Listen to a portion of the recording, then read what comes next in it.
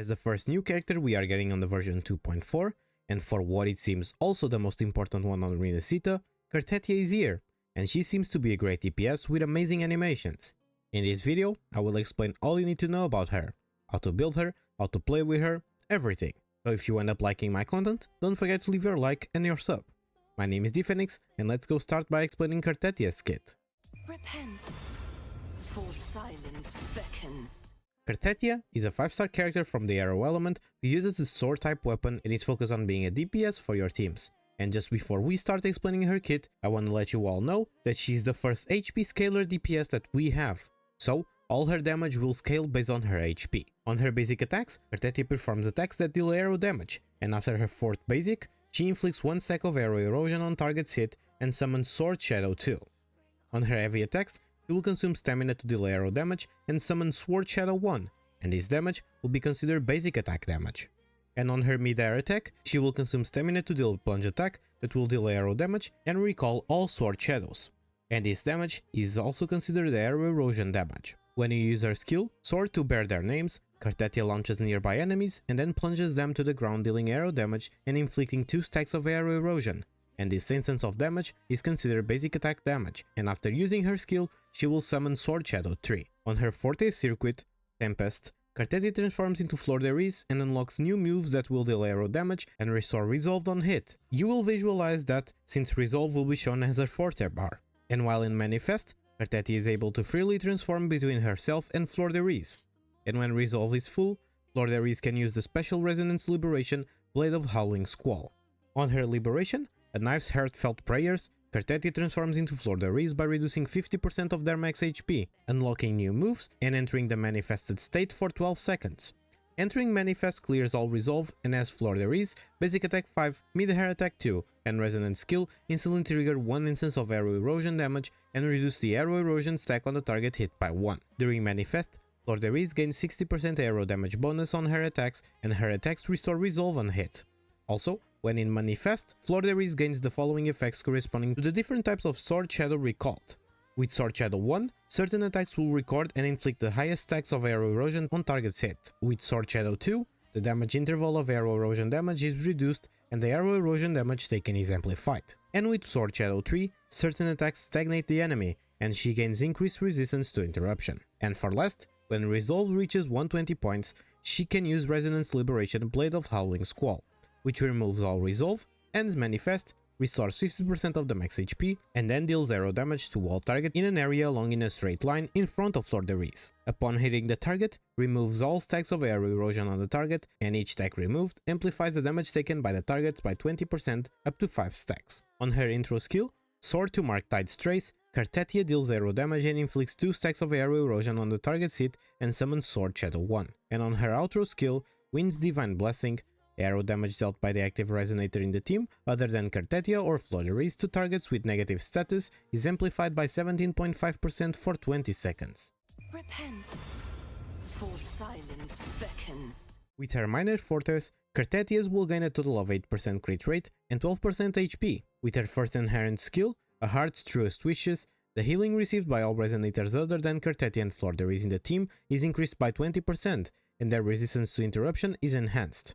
If Arrow Rover is on the team, additionally restores 25 wind strings upon casting their Liberation, and with her second inherent skill, Wind's Indelible Imprint, targets with 1 to 3 stacks of arrow erosion take 30% more damage from Cartethyia and Fleur de Lis, and targets with more than 3 stacks of arrow erosion additionally take 10% more damage for Cartethyia and Fleur de Lis for each stack of arrow erosion they have, up to 3 stacks. Her talent priorities are the following: focus on your Forte and Liberation first, followed by your skill and basics, and for less her intro skill. Repent, for silence beckons. Now, let's talk a bit about Cartethyia sequences for those who are thinking to go after them. On her S1, defeating targets with arrow erosion as Cartethyia and Fleur de Lis grants Zeal that lasts 10 seconds. In the Zeal state, upon defeating enemies, the next move raises the arrow erosion stacks on the target's hit to the highest count among the targets defeated. This will not exceed the current max arrow erosion stacks limit, and Zeal is removed afterward, and enters a 1 second cooldown. When Fleur de Lis Resolve hits 30, 60, 90 or 120, both Cartethyia and Fleur de Lis crit damage is increased by 25% for 15 seconds with up to 4 stacks. The duration of this effect does not reset upon gaining new stacks, and after casting the Enhanced Liberation, the increased crit damage is removed. On her S2, casting Liberation increases the max stack limit of air erosion on targets hit within a certain range by 3. The next attack inflicts 3 stacks of air erosion on all targets hit and immediately triggers the air erosion damage on the targets once without consuming the air erosion stacks. The damage multipliers of Cartethyia's basic attack, heavy attack, dodge counter and intro skill are increased by 50%, and the damage multiplier of her mid-air attack is increased by 200%. After casting Cartethyia's mid-air attack, every one type of sword shadow recalled reduces the cooldown of Cartethyia's skill by 1 second. On her S3, Flordery's basic attack 5, mid-air attack 5, enhanced heavy attack and skill now inflict 2 stacks of air erosion on targets hit, and the damage multiplier of Flordery's enhanced skill is increased by 100%. With her S4, when resonators in the team inflict Havoc Bane, Fusion Burst, Spectral Frazzle, Electro Flare, Glacial Shaft, or Aero Erosion, all resonators in the team gain 20% damage bonus for all attributes for 20 seconds. On her S5, when Cartethyia or Flordery takes a fatal blow, they will not be downed by this instance of damage, but instead gain a shield equal to 20% of Cartethyia's max HP for 10 seconds. This effect can be triggered once every 10 minutes, and the HP cost for casting Liberation is reduced by 25% of max HP. And for last, with her S6, after casting Flordery's Enhanced Liberation, raise the air erosion stacks on targets hit to the max, and it no longer removes the air erosion stacks on the target. After casting Cartethyia's or Flordery's intro skill and Liberation, gains new abilities. For 30 seconds, when any resonators in the team inflicts air erosion on the targets, with max stacks of air erosion, immediately triggers the air erosion damage once, and the targets take 40% more damage from Flordery's. Repent, for silence beckons. Now it's time to talk about the best echo sets that you should farm for your Cartethyia. Her best in slot echo set will be the new set launched on the version 2.4 called Windward Pilgrimage, increasing your aero damage by 10% on its 2-piece effect, and its full set providing 10% crit rate and 30% aero damage for 10 seconds when hitting a target with aero erosion.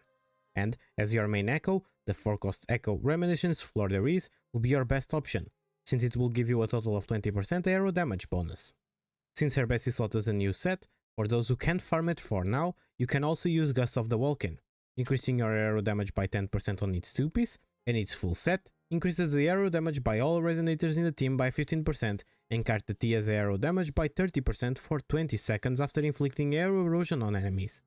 And, as your main echo, the same 4-cost echo Reminiscent Flordery's will be your best option, since it will give you even more 20% aero damage bonus. And while you are still trying to get a complete set for your Cartethyia, you can mix and match echo sets that provide aero damage, with the Reminiscence Flordery's as your main echo. Repent, for silence beckons. Now that we know the best sets, let's not talk about the best stats you need to be looking out for. And since Cartethyia is full of damage buffs and her weapon provides HP, I think the best scenario for an S0R1 Cartethyia is a 4-4-1-1-1 lineup. For the 4-cost echoes, go with crits, and for the 1-cost echoes, go with HP percent. But if you still want to stick to the original 4-3-3-1-1 lineup, for the 4-cost echo crits, for the 3-cost echoes, aero damage or HP percent, and for the 1-cost echoes, HP percent. For the substats, no matter what lineup you choose, you should focus on crits, HP percent, basic attack damage, and energy regen. Repent, for silence beckons. For Cartethyia weapons, her best in slot will be her signature, the Fire's Thorn. And this weapon is not only the best option for her because it's her signature, but also because it's the only 5-star sword on the game for now that gives HP percent on its substat. RIP for those who are going to skip this weapon. Anyways, her signature will give you a massive amount of HP percent on its substat, and its passive will further increase your HP by 12%, and after 15 seconds after using intro skill or basic attacks, ignores 8% defense when dealing damage. And if targets have at least 1 sec of aero erosion, the damage taken is amplified by 20%. Other 5-star options that I can think you can use if you have them are Red Spring or in Flickering Valor, with both providing basic attack bonus and crit rate on their passives and substats. If you don't want to use these weapons, Emerald of Genesis will be your best F2P option, providing a decent amount of crit rate on its substat and increasing your energy regen on its passive. And for last, if you can't by any chance use one of the previous weapons I mentioned, you will have to stick with the 3-star weapon Guardian Sword, which is the only other sword in the game that offers HP percent on its substats besides Cartethyia's signature. And its passive also increases your skill damage by 12%, something that can reach 24% at S5. Repent, For silence beckons. For Cartethyia teams, she will be an amazing DPS, and paired with the Aero Rover, who can convert negative stats to Aero Erosion, you are not that dependent on Shiakona. So here are some team options. For her best team, pair her with Shiakona and Aero Rover. For a Shorekeeper team, pair her with Shorekeeper and Aero Rover. For an F2P team, pair her with Alto and Aero Rover. And for a Phoebe team, pair her with Phoebe and Aero Rover. Just a reminder that these are just some examples of teams. You are free to play and try whoever you like and makes sense to you. Not to mention that it's not impossible that some future characters might work better than the current ones. Repent. For silence beckons. So what's your opinion about Cartethyia? After this guide, I hope you have a more understanding on how to build and play with her. If you like my content, don't forget to leave your sub and to like this video. My name is dphoenix and you are free to follow me on my other socials if you wish. A special thanks to my members for trying to support me, and thank you so much for staying until the end. See you on the next one, have a nice day, and good luck on your pulls.